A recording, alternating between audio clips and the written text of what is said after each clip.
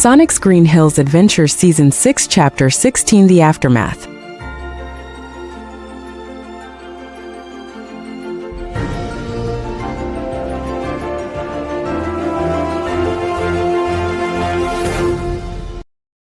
The walk back to the bed and breakfast was unhurried, a deliberate choice to let the fresh air scrub away the metallic scent of Robotnik's arrival.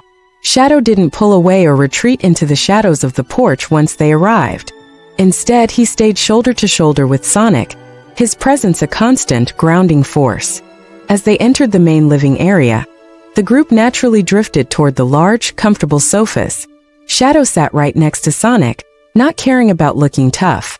He reached out and let his hand rest on Sonic's shoulder, a firm weight that reminded his brother he was anchored in the present. Shadow's voice was low and surprisingly warm. You did good back there, Sonic. Standing your ground while your head is screaming at you to run. That's the real test. And you passed it. Sonic leaned back into the cushions, finally letting his quills relax completely. Thanks, Shadow.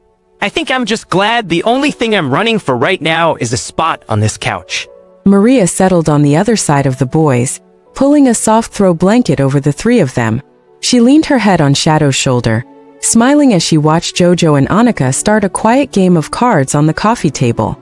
I think we all deserve a quiet evening. No magic, no ultimate anything, just us. Maddie came in from the kitchen, carrying a large tray with steaming mugs of cocoa and a plate of fresh cookies. She set it down and took a seat next to Tom, who was already looking through a stack of old movies.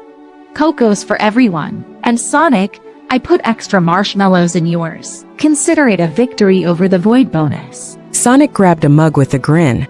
You're the best, Mom. Zim and Sapphire were tucked into a corner armchair together.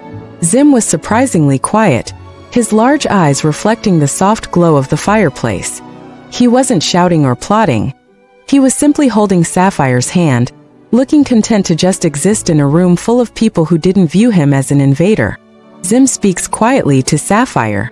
The tall human with the hook said this Storybrooke is a place of endings. I think I prefer our beginning here. Sapphire kissed his cheek. Me too, Zim, me too. Marina sat on the floor by Sonic's feet, leaning her back against the sofa. She looked up at him, and the two shared a look of pure, quiet understanding. The trauma was there, but the love in the room was louder. Jack Skellington and Sally sat nearby, with Zero hovering contentedly between them.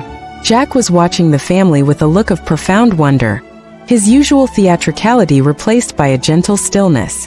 You know, Sally, I've seen many holidays, but this afternoon of being together, I think it might be my favorite one yet. The evening stretched on in a beautiful low-energy hum of conversation and shared snacks.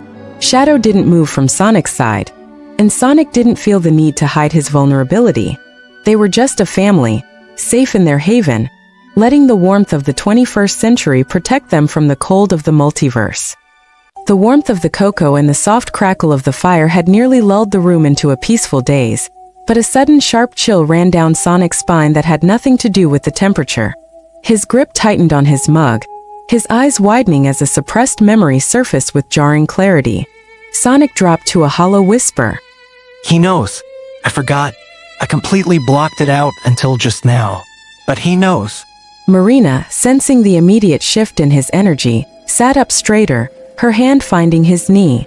Shadow tensed beside him, his protective gaze narrowing. Knows what, Sonic? Talk to me. The stasis pod, back in that lab. Before Marina got me out, it wasn't just a cage. It was filled with that preservation liquid. I was completely submerged the whole time he had me under. Marina's eyes widened as the realization hit her too. She remembered the frantic moments in that dark industrial nightmare. How she had managed to hack the release but found herself paralyzed. She couldn't reach in to pull him out, not because the floor was slick, but because his body was completely drenched.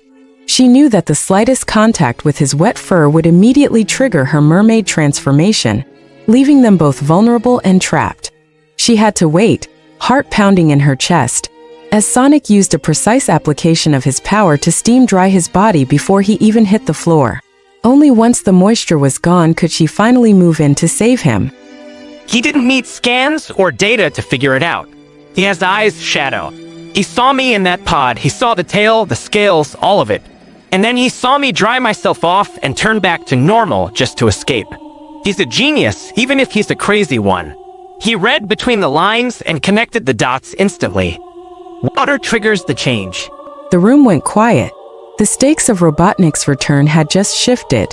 He didn't just have a grudge. He had a specific tactical target.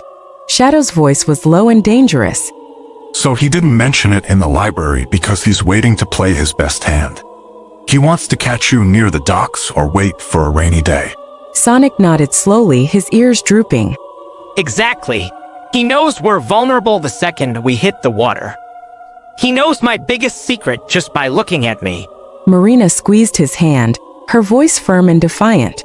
He might know what happens, Sonic, but he doesn't know how to handle us when we're ready for him.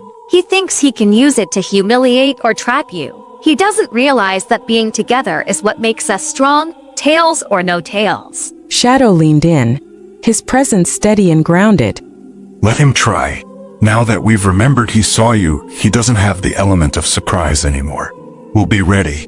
He won't get close enough to splash a drop of water on you, Blue. I promise you that. Sonic looked around at his family, at Shadow's fierce loyalty, Marina's unwavering support, and the combined magic of everyone in the room. The fear didn't vanish, but it was no longer a cold, lonely weight.